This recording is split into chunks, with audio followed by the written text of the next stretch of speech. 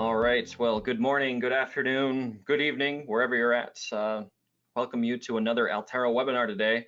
We're doing something a little bit different this time. If you've attended an Altera webinar in the past, we usually get pretty technically deep on stuff. But that said, we wanted to try something a little bit different and do something more of a soft skills approach. If you've been watching the IT industry for a little while, soft skills has been something of a major topic point lately, with good reason. I mean, things like certification are very important to our industry and things like that. So today we're bringing you a webinar all about certification and how to fast track your IT career with VMware certifications. So my name is Andy Serwich. I'm a technical evangelist here at Altera Software, and I've got a good buddy of mine, Luke Oriana, on the line to talk us through the content today. How's it going, Luke? Good. Hey, everybody. Thanks for coming. Yeah, it's going to be a good one. It's an interesting topic. I mean, if you're in IT, certification is just a way of life, right, Luke? Oh, yeah. Yep. It's part of the job. Yeah, definitely. So we got a lot of content to get through. So I say let's get right into it here. I want to go ahead and share my webcam. So my webcam mount for the top of my monitor decided to break this morning. So I've got this, nice side view going on. So hopefully it's my good side and not the bad side, So anyway, there's going to be lots of self-deprecating humor on this call, I'm sure. So just get ready for it, right? Anyway, moving on. Let's talk about our agenda for the day. So first off, we're going to talk about introductions for the day. We're going to get into what the barriers and struggles of certification are. We're going to talk about the various certification tracks that are under the VMware umbrella. One quick note about that. So as you know, we're doing a VCP certification course and exam giveaway. Now, all of you that have logged into the webinar today, you're all eligible to win that giveaway. And with that in mind, understanding the certification tracks, that whole section, we're going to cover the full gamut of VMware certifications, what the different tracks look like, that type of thing.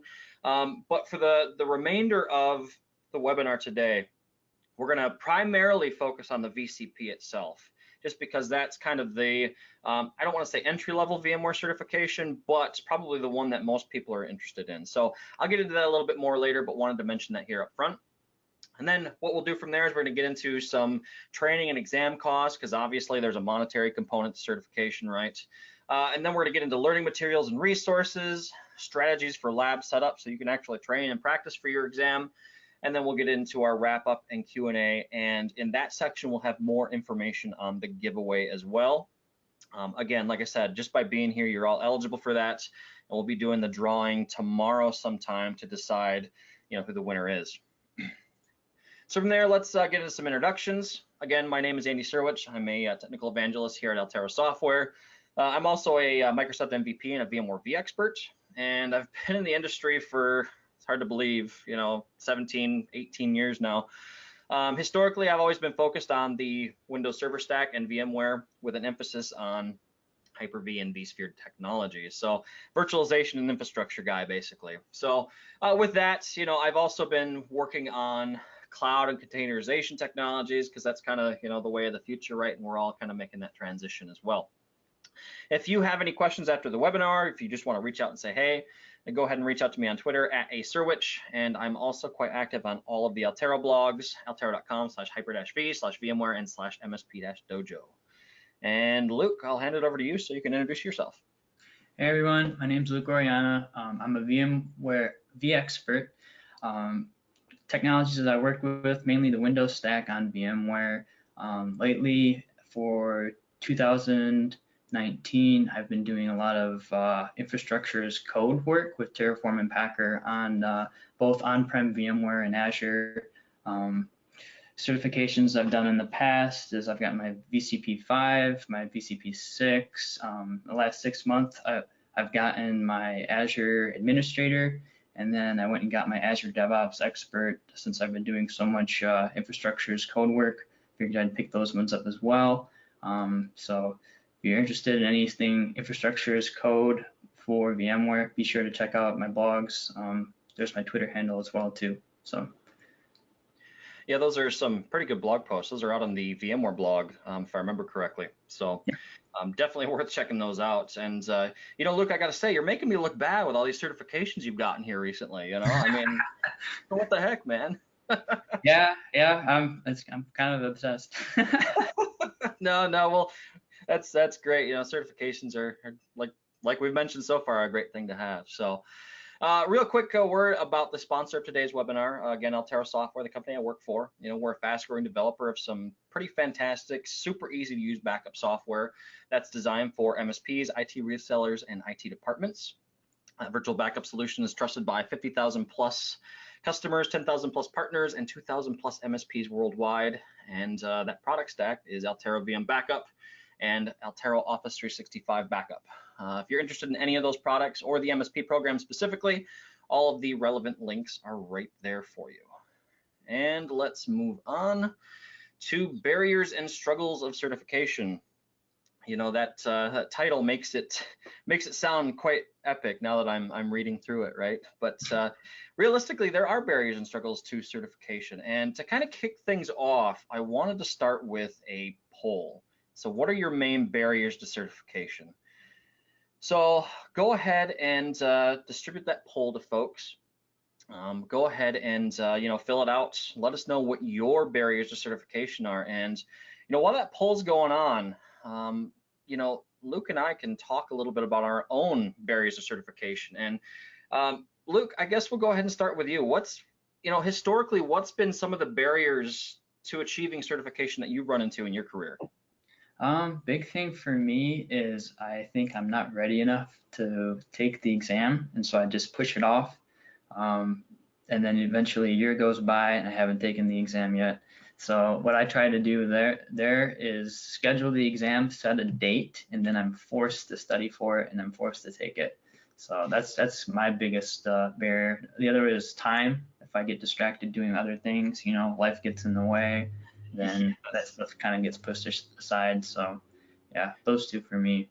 Very much so. Yeah, I would agree with that. Definitely. Time is kind of the big deal because, you know, you start targeting a certification, you start working on it. Like you said, life happens, right? I mean, I look at myself personally, wife, kid, dog, travel quite frequently to conferences for work purposes. I mean, where do you fit it in, right? And I mean, certification study is one of those things that it's not like you can just sit down and do it for 15 minutes, right? I mean, Nope. you have to really sit down and drill into it for a couple of hours. And to really do it justice, you have to get hands-on with the technology you're trying to cert in too, right? Which means I have to set up a lab, I have to, do all these different things, which is time consuming in and of itself. So with that, looks like we've had the poll up for 2 minutes. I'm going to go ahead and close that out. And just like I suspected, cost is the big heavy hitter. Big. By 77% said cost is the major barrier. And that's interesting because we have a slide specifically on this when it comes to the VCP certification specifically. So definitely we're going to talk a lot more about that. Thankfully, I've always been fortunate enough to have a company backing me for certification, which usually comes with, there's usually caveats and stipulations to that, right? You've probably run into that as well, right, Luke? Yep. I've had it where if you leave the company within a year of them paying for the exam, then you have to owe that money back. There's always little stipulations. Or if you fail the exam, then they won't pay for it. They only pay for the one that you pass. Right. But, I mean, it's still a useful perk.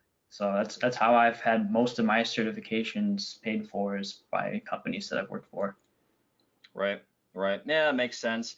I'm kind of looking through the questions form. We've had a couple people kind of chime in, and by all means, if you had feedback on, what your barriers to certification are outside of, if you want to say more than just answer the poll, by all means, let us know in the questions form. But, it looks like the big thing is lack of time to take away from actual work, which that's a big one too. A lot of organizations, they want you to be in the trenches doing the work, fighting the fires every day. That's a big one. Yeah, and there's another one about time here, having to shift priorities around. time limits. Yeah, it's just I keep seeing time over and over and over again, and yeah, definitely, definitely. I feel your pain. I feel your pain. So, all right. Well, with that, again, we got a lot of content to cover, so let's get into the next section here, and that is understanding the certification tracks. So, like I mentioned in the, kind of the introduction section, we are going to be focusing primarily on the VCP certification because, again, that's often deemed the entry level certification for VMware professionals.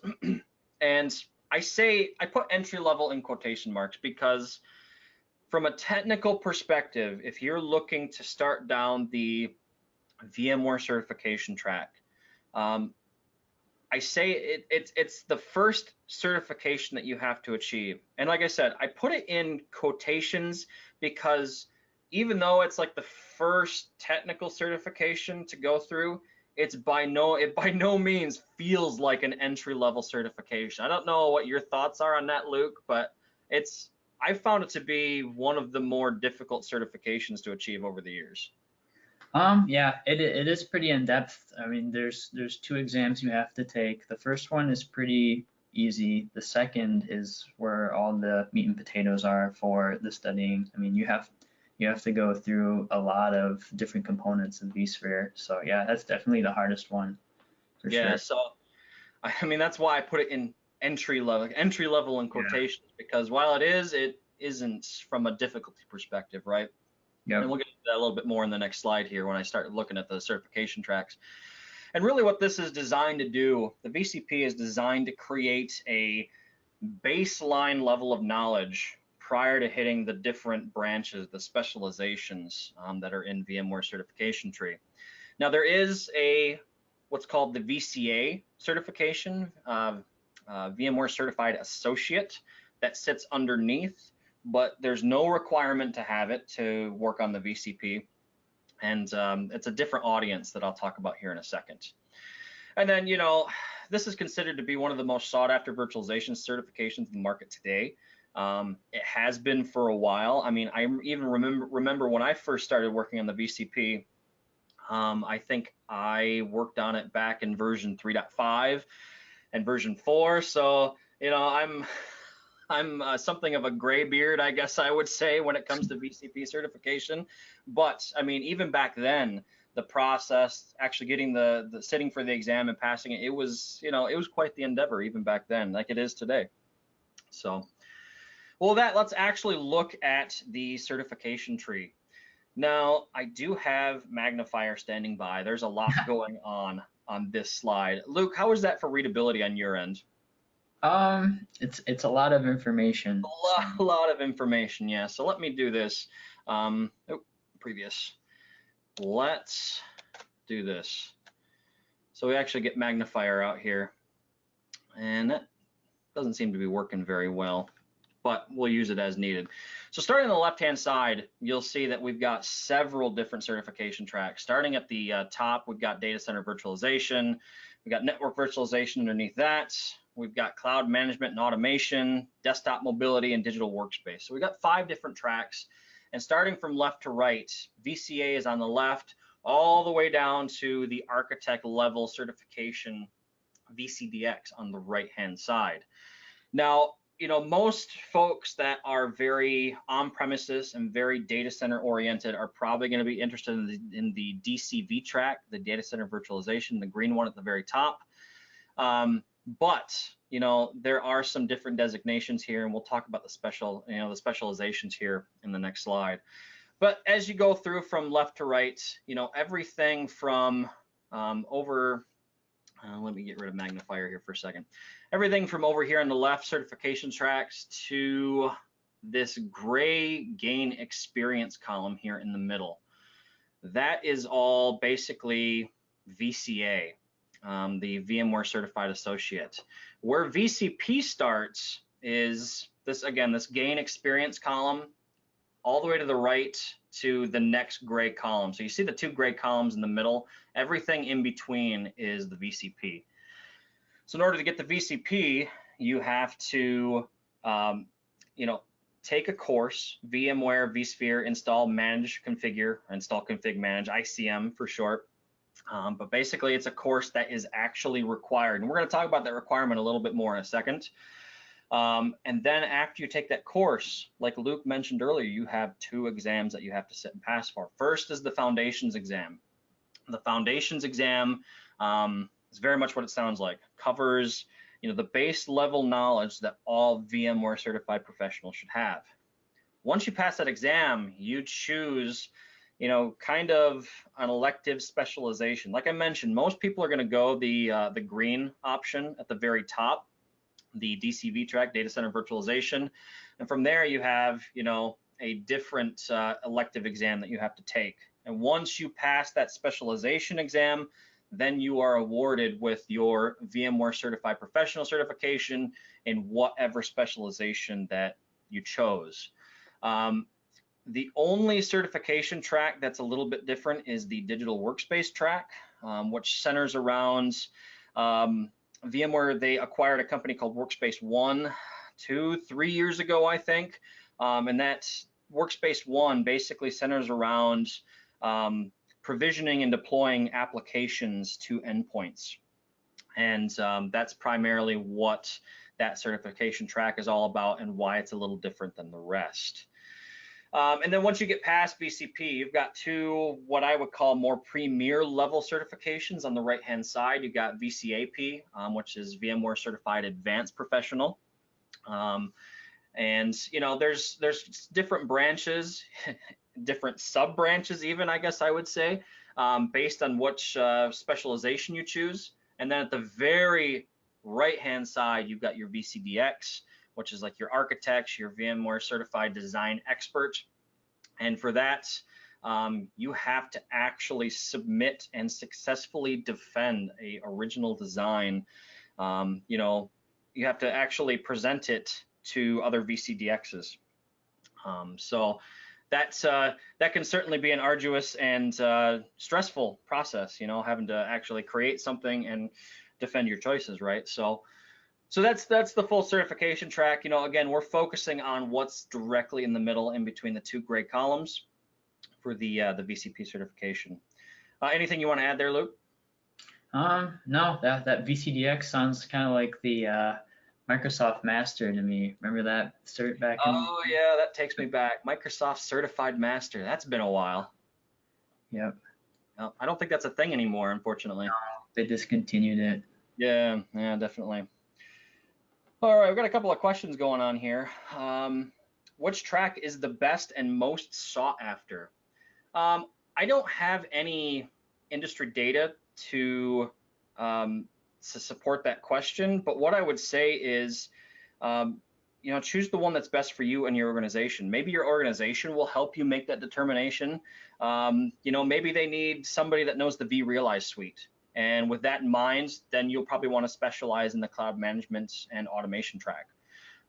Maybe your organization needs someone with VMware Horizon experience. Then you're going to want to look at the desktop and mobility track. Really, it depends on your own organization, your own situation.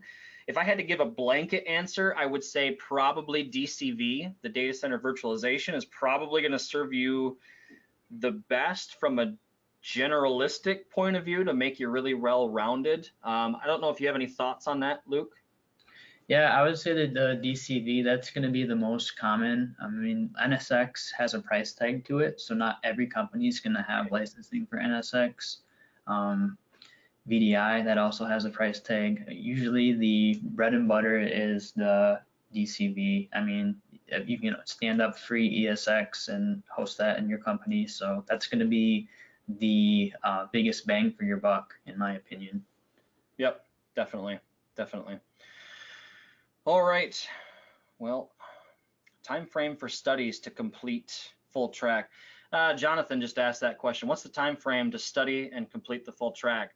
That's an interesting point you brought up, because I remember looking at the certification diagram for the first time and looking at the certification timeline at the bottom here. So you see, 2 weeks for VCA, 90+ days for VCP, 6 months for VCAP, and 18 months for VCDX. Personally, I kind of scratch my head at that's even on there. And the reason why I question that is because everybody learns at a different pace, right? I don't like the idea of like trying to put study time into a specific bubble. I guess it feels like a limitation, but like Luke, to your point earlier, setting your own goal, I think, would be the best option personally. Yep. Anyway, we have some questions here about mandatory training, which I'll get to that in a second. We have a slide on that in just a second. And a couple of the other questions here we'll be talking about as we go through. So stay tuned. With that, the next thing I want to talk about is, how do these certification tracks line up with career positions? I kind of talked to this a little bit already, but there's always a question about, okay, which one's most relevant to the role I'm in? And data center virtualization, I would say, is most akin to those people that are currently in system administration positions today, people that are actually working on infrastructure. That's probably what you want to look at. If you're a NetOps engineer, you're working with switches and routers all day long, you probably want to look at the network virtualization route. Cloud administrators, if you are a cloud administrator or you're an aspiring cloud administrator, CMA is probably the route to take a look at, because that focuses all on the vRealize suite of applications that VMware has. I mentioned it earlier, DTM is the desktop and endpoint management. That primarily centers around VMware Horizon View and VDI. So, if you're looking at doing VDI, you're probably going to want to look at DTM. And again, the DW, that focuses on Workspace ONE, which again focuses on provisioning applications to endpoints. That's kind of a newer one there. Again, you're probably going to focus on the one that your organization needs or that you need personally. But the other thing that I neglected to mention, you're not limited to just selecting one of these. If you want to, have a VCP in more than one specialization, you can certainly do that. So if you want to do DCV and CMA, by all means, go for it. So anything to add on your end, Luke? Yeah, no, you covered all of it. Yeah. All right. And then the other thing I wanted to do is, how do the various certification levels, how do they stack up with positions within an organization? So I mentioned the VCA a couple of times before, and that's the VMware Certified Associate. And how I mentioned it's kind of a different, it's targeted at a different audience. And this is the reason why you can skip it. The VCA is targeted at people who either know nothing about virtualization, like maybe a junior admin that's just coming into the organization, just starting to work with the technology, or it's angled at sales and marketing people who maybe they have to go sell the solution, or maybe they have to market the solution in some way, shape, or form. That's really what the VCA is all about. If you want to start getting into the technical side of things, that's where the VCP comes in. I know we've been talking about that quite a bit, and I would say that's intended for your mid-level administrators, people who have been in the organization for a little while. They've got quite a bit of responsibilities, and it's a good technical starting point. Your VCAP comes in for your senior administrators, and VCDX, I've mentioned a few times before, comes in for the solution architects. Now from there, let's talk about training and exam costs, because I'm seeing quite a few questions going on here about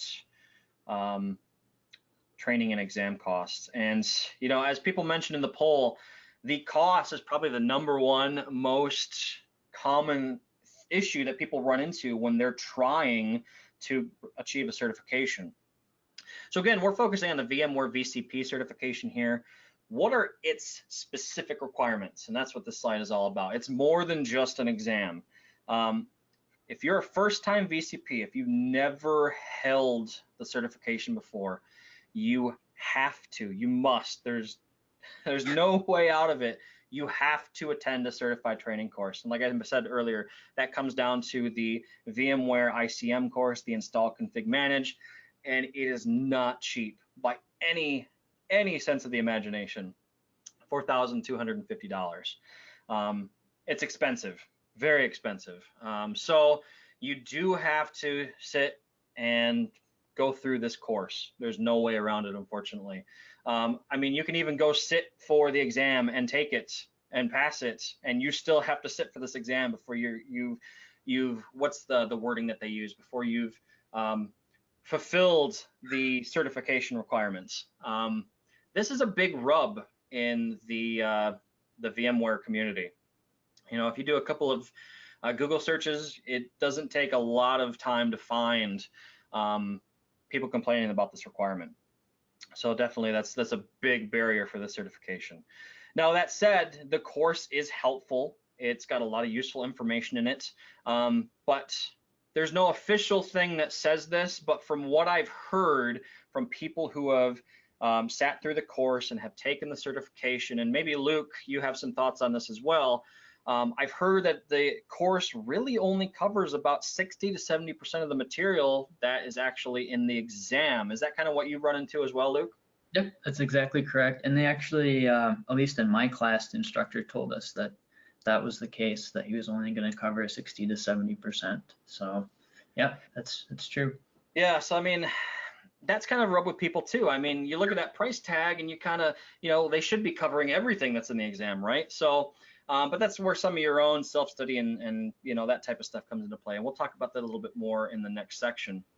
So the other things that you have to do is you have to sit for and pass the foundations exam. You have to choose an elective path, and then you have to take the certification for the elective path. Now, when you signed up for this webinar, you know, I'm sure you saw the $4,500 number all over the place, right? And you're probably looking at this and you're saying, Andy, the numbers that you have listed on the screen don't add up to $4,500. Now, I will admit, math is hard, right? But where the $4,500 comes from, and it wasn't just me struggling to get the numbers right. Where the $4,500 comes from, and this is one of the questions that I've seen in the list here, is that quite often, more often than not, I found that you can get the certification training course to include the foundations exam voucher as well. So that $125 amount usually goes away and is just pulled into the $4,250 amount. So, you know, drop in the bucket, but you know, $125 is $125, right? So that's kind of nice. So that's where the $4,500 amount comes from. You know, you might get unlucky and fall into maybe like that, you know, small time period where they're not included for some reason. But more often than not, I found that, like I said, the foundations exam voucher is included in the training course. So from there, you know, I mentioned earlier that, hey, you don't have to look very far to find some people upset about the cost here. You know, I think this was in a single 2-minute Google search right here. I found these 2 comments out there. You know, people are upset about it. You know, the one in the middle there with the 66 number attached to it, this was actually on VMware's blog post about the recertification requirements, which we'll talk about in a little bit. You know, and they said there's no mention of dropping the money grab specific class requirement. Too little, too late. Again, it's a big rub for the community. So with that, you know, what are your alternatives for paying for the course requirements? You know, what are your options? And sadly, there aren't many. You can pay out of pocket, right? Which is not great. You know, most people don't have $4,000-$5,000 just laying around. You can be sponsored by your employer, like Luke and I talked about a little bit earlier, but that comes with its own attachments and caveats and that type of thing. One interesting thing that I've run into in the last couple of years is I've heard and seen a few instances where, like a local community college or a local university, they will have some sort of college course that you can pay for and attend that will often include you know, the requirements for the coursework. Now, you got to read the fine print on those. That's not always the case, but I found that there are some that do that, and it often comes out to be cheaper than the $4,250. but not always. So that's just another place you can look, another thing another option that is potentially viable. But again, you got to look at the fine print. You have to, apply for that college or university, which is a process in and of itself. You got to pay for tuition. So, I mean, you have to look and put all that together to see if it is more cost effective, if it's worse, if it's worth the headache or not. And then I have third-party discount listed as well. There are some third-party training companies out there that will occasionally run discounts for the install, config, manage training. Like I know HP does their own training. There's a couple other, I can't think of the name of the company right now. New Horizons, I think, is a training company that occasionally they will run discounts on the certification course. I don't know, Luke, do you have any thoughts, anything that you've run into outside of what I've got listed here so far? Yeah, no, that I think that's kind of it. That's unless you win the free voucher in this webinar. I should have put that as a bullet point, shouldn't I? So, yeah, you missed out. That seems like a missed opportunity on my part there. So, yeah. Anyway, so let's see. Just looking through the questions here. Somebody says I disappeared. Is my webcam still on, Luke? Let me see. Everybody can see my smiling face still, hopefully. Yeah, you're on there. I can see you. All right, just making sure, Again, this is my good side, so I want to make sure that, I'm getting the time is worth it, right? So, yeah. Anyway, let's see. Do have a comment here from Bryant. With an active CCNA, you can take the NSX exam and then VCP with no classes. I was not aware of that. That actually seems like a pretty sweet deal. Of course, the CCNA is no walk in the park by itself, but for those that already have a CCNA, that definitely could be a good option. Awesome. Dang. Yeah, that's really cool. So, all right. So let's keep going here. Got a lot more material to go through yet. So, this all begs the question of, is it worth it, right?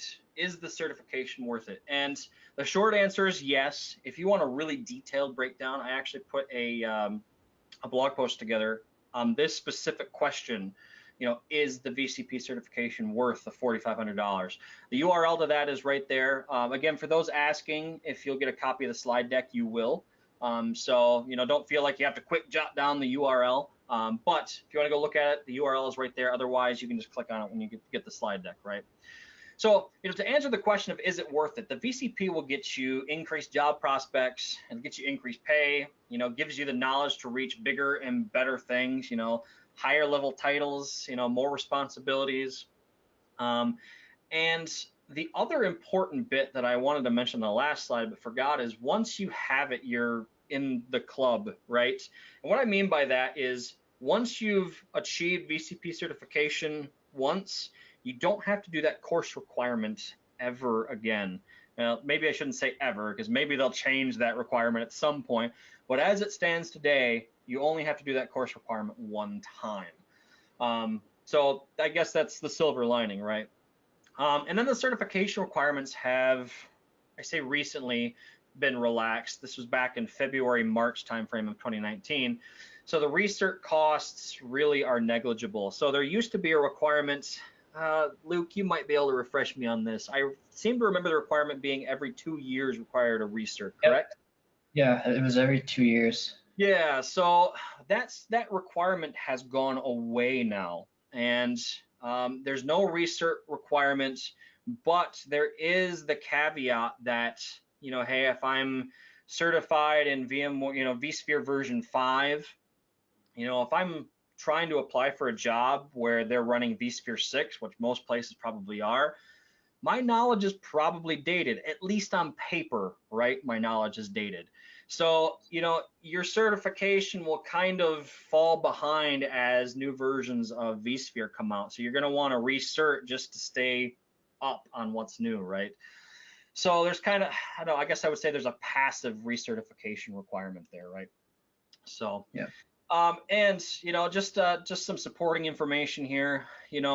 There's some salary information there from payscale.com, if I remember correctly. I intended to put the source underneath the picture, but I apparently neglected to do so. But you can see there that the positions that most often have VCP certifications: senior systems engineers, system administrators, and IT managers, and their associated salaries. And the other thing that I found really interesting was TechTarget did an interview with a human services agency out of Connecticut. And this quote is really interesting to me. And it says, right now it's a blank check. If you have it, you can walk into almost any mid-size or large consultancy and say, pay me, simply because the VCP is so hot to market to both potential and current clients. I would say there is some truth to that. I mean, obviously, you're not going to go in there and demand, $500,000 a year or anything like that. But, it definitely is in demand is the point. So, well, from there, let's talk about learning materials and resources. And Luke, I think you're going to take us through this one. So start with exam blueprints. Yep. Okay. So you just signed up for the VCP DCV exam. Where do you start? I recommend you take a look at the exam blueprints. That will basically give you the details on the exam, how many questions it is, how much time you have to take it, what type of people are applicable for taking the exam. Is this geared towards more of the sales type, or is this more of an expert certification? All that stuff is covered there. There's also the topic areas or the objectives that are covered on the exam, and I'll show you that once we get to the demo. I'll go through and show you, because there's a nice little trick you can do for studying the objectives. There's also KB references to VMware docs, and I'll show you that too as well. Go ahead on to the next slide, where we'll cover a little bit more on VMware docs. There we go. So VMware docs has all the documentation for VMware products.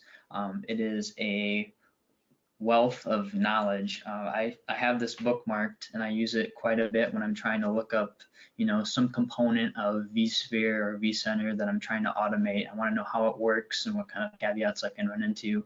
I use VMware docs all the time. So one of the caveats with VMware docs, though, is it's really hard to navigate through. You kind of have to click through the weeds to get to whatever you're looking for. In that case, one of the things I do is I'll just Google for what I'm looking for and type in VMware docs in my Google search, and then usually it's the first hit. So that's kind of a trick that I do. And there's a link to VMware docs at the bottom. It's just docs.vmware.com. So go on to the next slide. All right. Ready for your VMware Labs demo? Yep. I need to make you a presenter here really quick. And make presenter. All right. All right. Can you see it? Yes. Yep. Good to go. Okay. So this is the site that you can go to get to the exam blueprints for the VCP DCV. Let me go ahead and link that in the chat for you guys, just so you have it and you can follow along. There we go. So basically this gives you the exam guide that you can download, and this includes the blueprint, which is the picture that you saw on the slide, has the exam details and stuff, but at the bottom here is the objective list. Now this is your bread and butter on what to study for the exam. So what I recommend and what I've done studying for certifications, I do this on Microsoft exams as well, is get the objective list. I go through here, anything that I'm completely comfortable with, like HA solutions for vSphere, I'll cross off. I'll keep going down the list. If there's something I really don't know that much yet, I leave it, and then I just go through the list, and then once I'm done, I go back through anything that I didn't cross off. I study it. I study the crap out of it until I'm comfortable enough to cross it off, and then I work my way down the list And then once everything's crossed off, I'm ready for the exam. So that's worked out well for me in the past, and that's kind of how I do it. Yeah, that's a really good method. Because it's helpful going through the exam blueprint like that. And a good buddy of mine, Michael Bender, he was a IT trainer for many, many years. He always mentioned to me what he did is very similar, in that he goes through the whole list, and any objective that he knows without question, he highlights green. Anything that he kind of sort of knows, he highlights yellow, and anything he knows nothing about, highlights red. And a lot of people mention, I bring that up because a lot of people mention time as one of the big barriers to certification. And that kind of helps you prioritize, okay, maybe I can let the yellows go a little bit. I can answer some, maybe most questions that have to do with those exam objectives, but the reds are what I really need to focus on, right? So definitely whichever route or whichever method you want to use, depending if you want to be really granular about it or if you just want to, say, hey, I know this or I don't. However, people study differently, right? Yep. Yeah. That's a good point. Yep. Be efficient with your time and what you need to learn, for sure. At the bottom here, there's KB articles on the different technologies of vSphere, vCenter. So you click on those, you'll get these 50-page guides. So that gives you extra information on that. Let me go ahead and we're gonna go through the demo, or not the demo, the hands-on lab. So for those of you that don't have access to any home lab equipment or don't have licenses for specific VMware software, you can go to VMware's hands-on labs and you can tinker around and learn that technology. It's really, really useful. Even if you have hardware at home, I highly recommend the labs. To get to it, all you do is just Google VMware Labs. It's the first hit on Google. And that brings you to this page. This contains all the labs. And if you scroll down, you can see all the various applications and software that VMware provides. And even if you scroll all the way down, you see that they have VMware Cloud on AWS, which is pretty cool. I'll have to check that out later. But yeah, there's a lot of cool hands-on labs that you can do and get some experience with all of the different technologies without having to, set up your own home lab or find a way to get licenses. So I'm going to go ahead and walk through the virtualization. Oh, go ahead, Andy. Yeah, I was going to say, one other thing that you mentioned to me the other day, Luke, is that, you look at a lot of their competitors' hands-on labs, and they're very rigid, right? And that, okay, we're going to do step 1, step 2, step 3. With VMware's labs, it's been a bit for me, but correct me if I'm wrong. It's very log you into the environment and let you tinker with things, correct? Oh yeah, yep, and I'll show that right here in a sec. But yeah, it's like a sandbox. It's really nice. Nice. So, yep, we'll go ahead and click on the virtualization 101, and it will start deploying my lab after I put in my VMware account. If you don't have a VMware account, you need to make one because that's where you download all the different evaluations. I think you need one to do the certification test, don't you, Andy? Yeah, you do have to have a MyLearn account, yes. Yep. All right, so now it's going to go ahead and deploy my lab environment.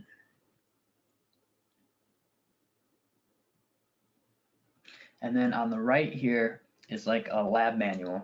It's kind of like a handbook. It explains all the different components in detail. There's 526 pages. So like, what is virtualization?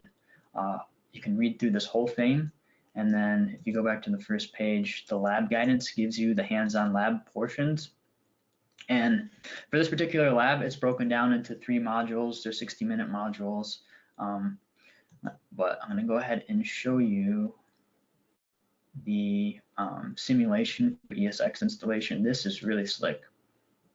So if you go ahead and click here, basically we can get a simulated ESX installation. So for those of you that don't have the hardware to practice on, you can practice installing ESX through this simulation. And I'm an automation engineer for ESX, so I've installed ESX over 1,000 times in my IT career, and this is very, very accurate. I can tell you that. So you can go through, and it looks exactly like you're installing ESX. It's really slick, all the steps. So really useful if you haven't had a chance to play around with installing ESX yet. Hey Luke, one question that's coming up right now. Are these labs repeatable once you've gone through them? I mean, to my knowledge, you can run them as many times as you want, right? Yep. I loaded this lab up like 10 times yesterday, going through just getting familiar with it and everything. So yeah, you can repeat them. And then inside your VDI session, you have access to vCenter. You can play around with it, log in. Yeah, you can do this as many times, and it's free. So I highly recommend you take advantage of the hands-on labs, especially for the more expensive technologies like vSAN. It's going to be really hard for you to set that up at home. So just do the lab and play around with it there. Nice. All right. So then how do I give you present? I can grab it back here. Okay. Make myself presenter. Make presenter. And show screen. Should be able to see my screen again. Yep, I can see it. All right. So, next slide for you. So Altero's VMware Dojo is a really good resource for content on VMware for studying. I've been blogging for Altero for it'll be about 5 years in January. So there's tons of content. There's a lot of expert authors that have been working with VMware for their entire careers that post all kinds of different stuff, gotchas, how to deal with this situation. So it's a really good resource to check out. We also have webinars like this one, videos and ebooks. So, and also if you have a question on a particular blog post that you're reading, you just scroll down to the bottom, ask your question, and the author will get back to you. So really, really cool resource. Yeah, and the other thing I'll mention really quick, there's a topic that you think is really interesting and want to see us cover, just let us know in the questions form, or you can always hit Luke or I up on Twitter, and we'll be sure to get someone working on that topic. Yep. So other learning methods. There's always training books, classroom training. I don't know how much you'll want to do after having to do that first required training class. Hands-on experience. This is a big one. If you don't currently work with VMware, like you're in the service desk role and you want to get certified and start learning VMware so you can get that next job using VMware, there's a few ways that you can get experience. You can do freelance work. There's a bunch of websites where you can post freelance services. You can do even like free work for nonprofits. They're always hurting for some IT services. I know me and Andy get hit up once in a while for different jobs, so you can kind of cut your teeth there, getting that VMware experience. Also, teach what you know. That's the best way for you to sharpen your skills and really learn something. Maybe make your own blogging website.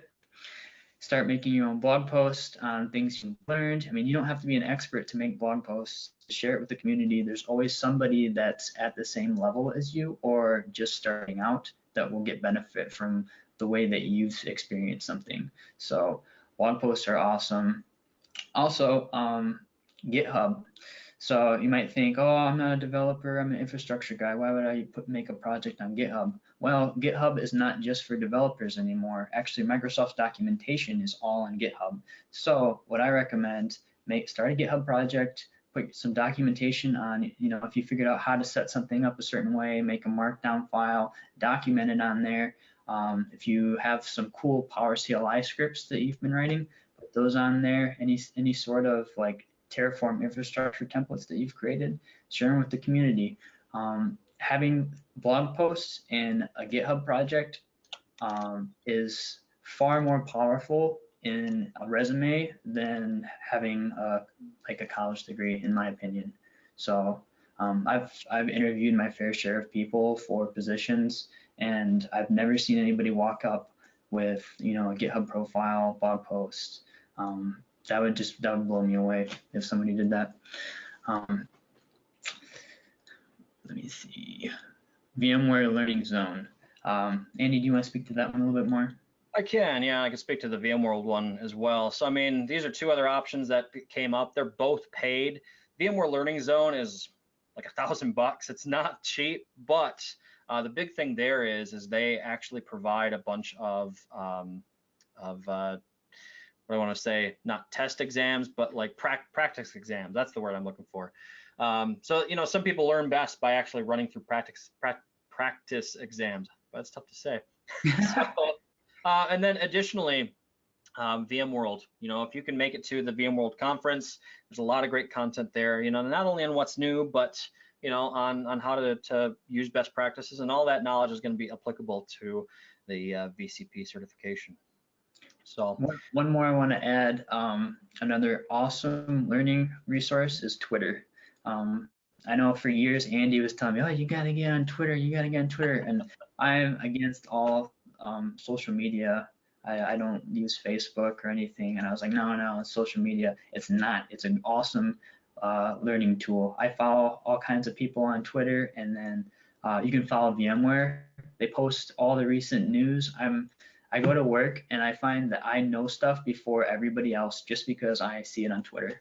So it's really cool, really good resource right there. Nice. One question that came up here: VMware Learning Zone costs $1,000. Is that for a lifetime membership or yearly? I don't know for sure, Ryan, but they had it worded as subscription in the checkout box. So I would assume annual subscription. So don't quote me on that, but that's my guess. With that, we got about another 8, 9, 10 minutes here. We're gonna go through some strategies for lab setup, and then we'll do wrap up. So, you know, the best way to learn, obviously, is to get hands-on the technology, right? And the first thing you got to do is get the media, and it's complicated. Well, it's complicated if you want to do more than just one test run. So you can download most VMware media, install the software, and run it for 60 days. You know, that includes things like ESXi, vCenter, that type of thing. And after that 60 days, you know, it expires and you can reinstall it. Where the complication comes in, and I've run into this myself before, is let's say, okay, you know, I've tested it, I'm done with it for a while. Now a year goes by, 2 years goes by. I want to do the same thing again, but with like a new version.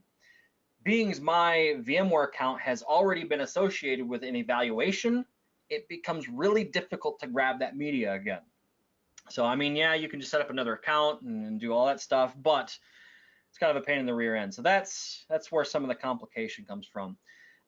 So yeah, again, you can go grab that media anytime, especially if you're doing this for the first time. VMware.com/try-vmware.html down there at the bottom. Let's talk about home labs. So, you know, we've done quite a bit of material on the Altera VMware blog about home labs. You know, these are just some tips here. And again, you want to get your hands on the technology and use it. And just some basic tips here before we show some options is you want to shoot for 3 nodes if you can. That way, you know, you can use all the bells and whistles that are included inside of vSphere. 3 nodes is like the magic number there. And you want to spec for and set up vSAN, which is VMware's hyper-converged offering, in that it uses the in-chassis hard disks of each node and creates a storage system between all nodes in the cluster. There's going to be information and materials on that in the exam, so you definitely want to set it up and use it, at least test it. So that's why I always recommend that. You want to have a layer 3 switch in the environment if you can. It's not always feasible because they're expensive. At the minimum, you want to have at least something with a web management tool. That way you can set up VLANs and things like that. That'll, again, allows you to do some more detailed testing on the network side of things in your vSphere home lab. And then officially supported hardware, things in the VMware compatibility matrix. You don't have to adhere to that list for a home lab, but you need to make sure that ESXi can at least run on the hardware that you're looking at. So let's look at some hardware options here. So on the compute side, a Dell R620, it's a little dated, and the HP equivalents, they're a little dated, but they work for the current versions of vSphere. The other thing, the reason why I listed Dell and HP is because, those are the ones I'm most familiar with myself. Supermicro has some options. And some of the other vendors, I've found that their servers of that equivalent range are really super loud, which is not great for a home setting. But something to take into account. You've got Intel NUCs. I love Intel NUCs for lab setups, especially if you need the lab to be mobile.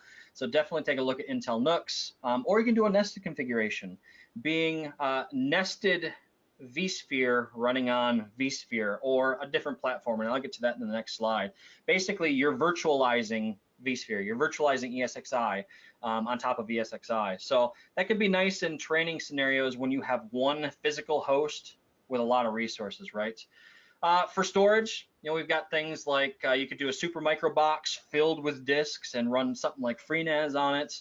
I'm a big fan of ReadyNASs myself. I really like the Netgear ReadyNAS line, or there's lots of equivalents. I know Synology, QNAP, there's take your pick. But personally, I like ReadyNAS.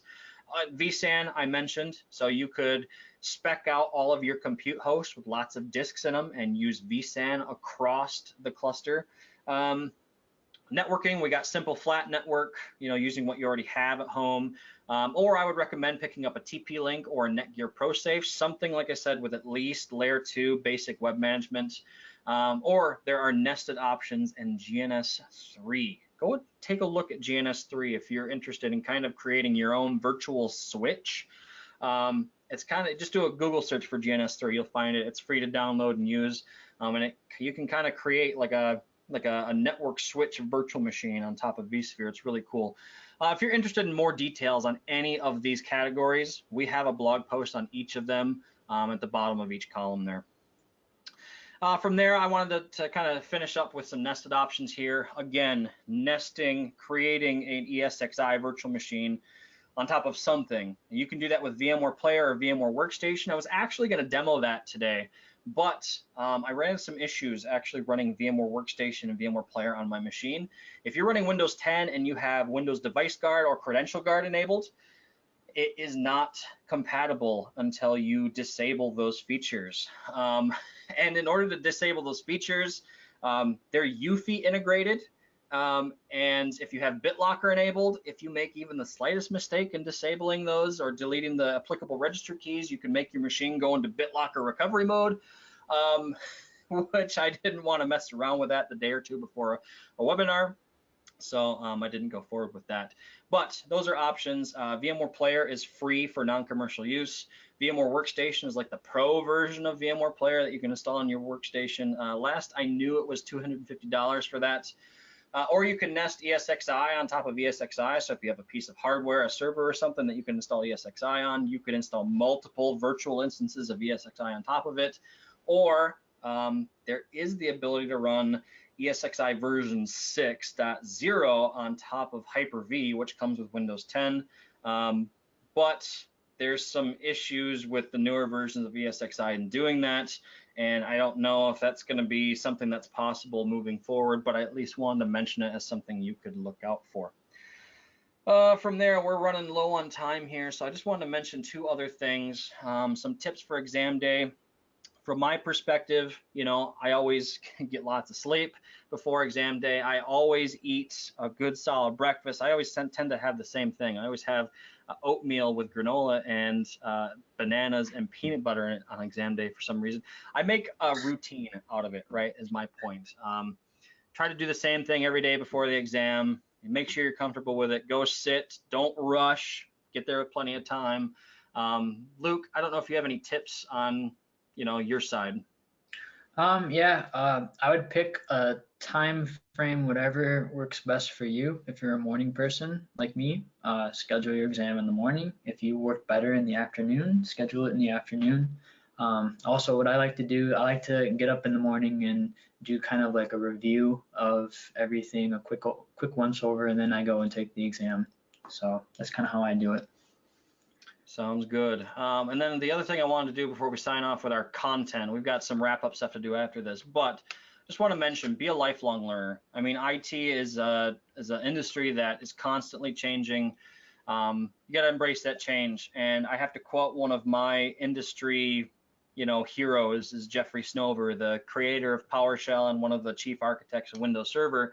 I've got to quote him. I remember watching a talk of his one time where he said, if you don't like change, you should go become a lumberjack, because that industry is widely the same as it's been for the last 80 years, right? So I always think about that when I'm thinking about being a lifelong learner. Any closing thoughts on that, Luke? Yeah, no, I mean, it has to become kind of your lifestyle. Setting aside time to, ramp up on technology. That's part of the game now. Things are moving so fast that that's part of the job. Definitely, definitely. All right, well, that wraps it up for our content. Let's go into our wrap up and Q&A section here. I know we're at time, so I'm going to kind of scoot right through these last couple of sections, but we got some great information in these last few sections here, and I want to be cognizant of everyone's time. So we're going to do some Q&A after this stuff as well. We'll probably go for another 5, 6, 7 minutes, but stick around if you want to be part of the Q&A as well.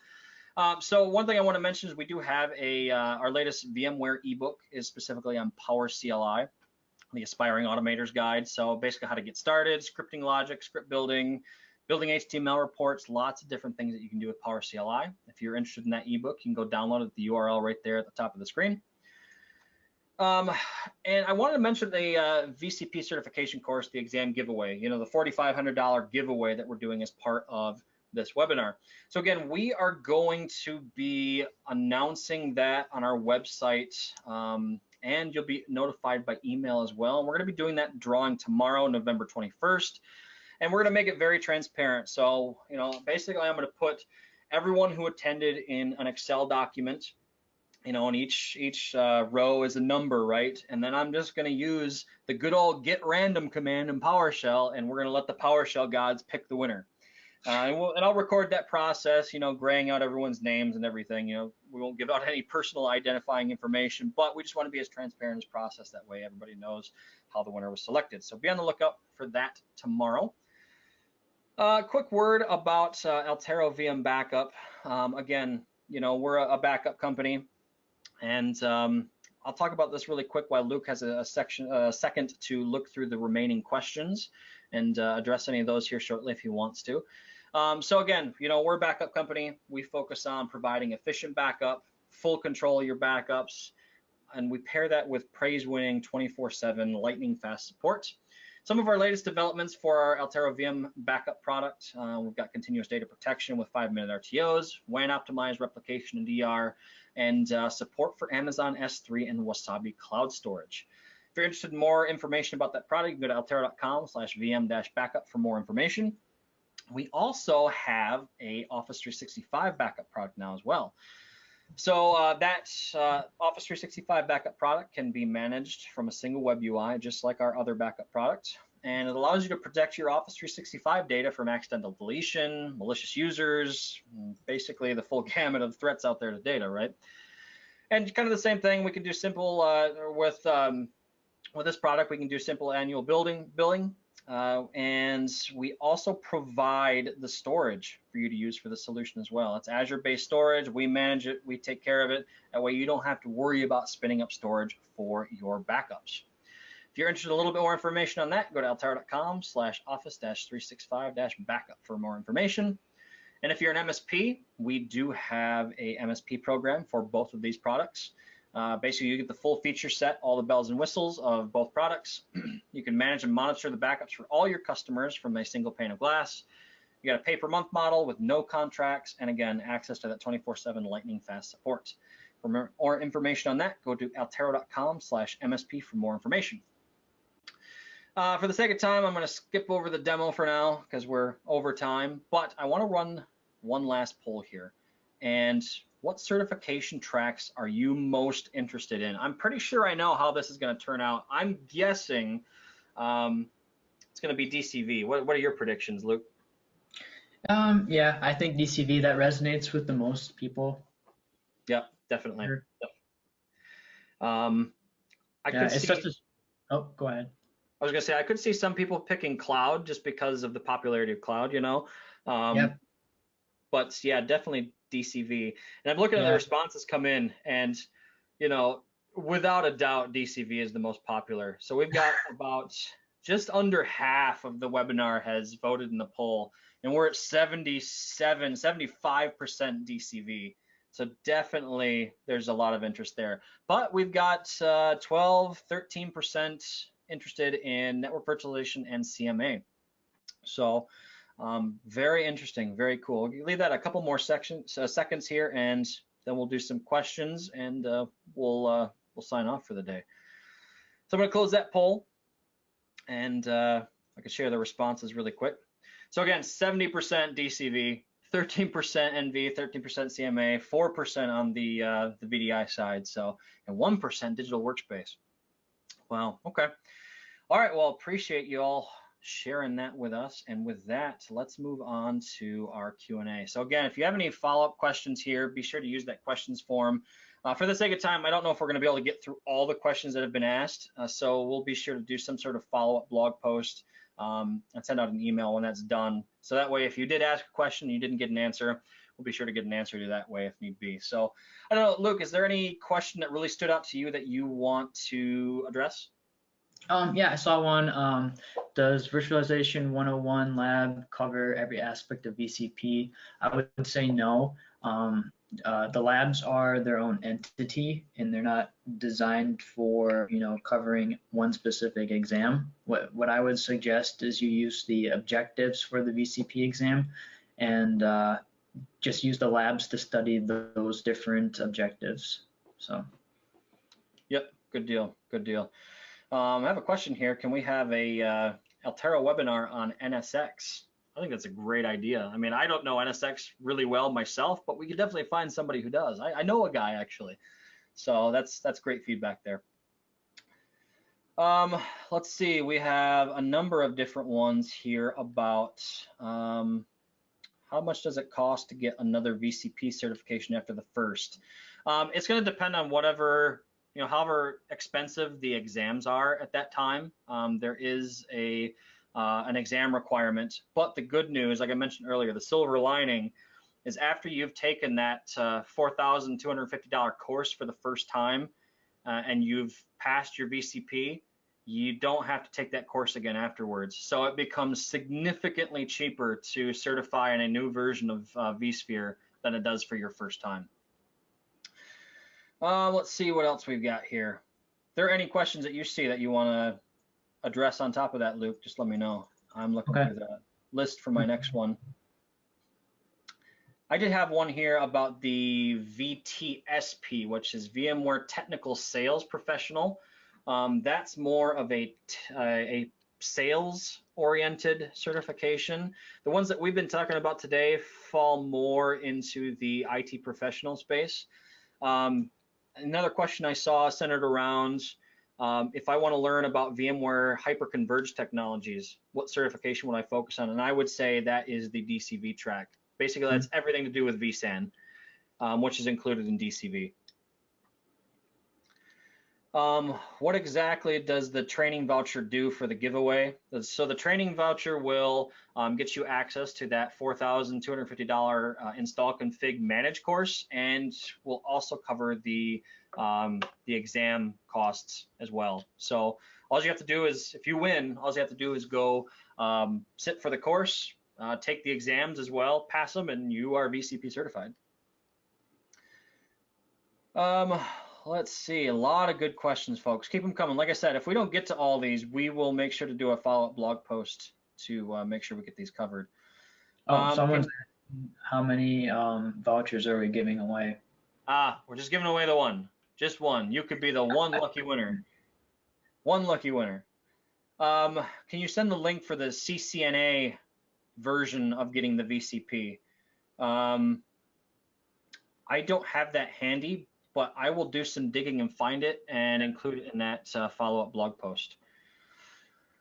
Well, with that, Luke, we're 10 minutes over. I want to be cognizant of everyone's time. Again, if there were any questions that did not get answered, again, we'll include those in a follow-up blog post. Additionally, we will, be posting the winner for the giveaway tomorrow, including a video with that. So be on the lookout for that. With that, I will let everyone go. Luke, I want to say thanks to you as well for taking the time to come talk to us today and share your experiences. It's always kind of an interesting world, certification, right? So we appreciate your time.